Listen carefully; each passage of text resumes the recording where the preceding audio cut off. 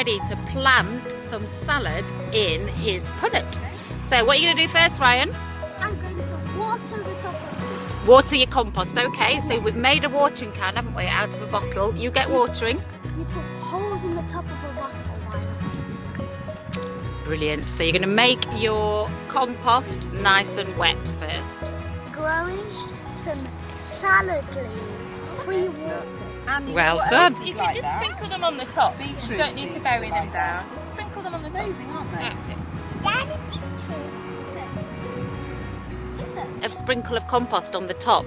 Too much and they would find it too hard to push through as they're growing. So that's perfect, Ryan. So the very last thing you need to do now is just give it a little bit more water. Just a tiny bit more. Just a little bit, because you don't want to wash away the seeds. That's brilliant. That's plenty now. Okay.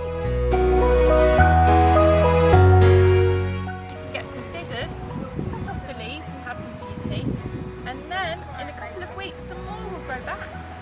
So you have to be careful. Don't cut it right down to the bottom. Just cut it about halfway and then they'll keep growing. How long will they take then, Viv? In the summer, you should be able to see them coming through in about 3 or 4 days. If it's warm. That's Yeah. when I'll get my Not long at all. But you can't eat them just yet. Then you have to wait for them to grow a bit higher. Yeah, but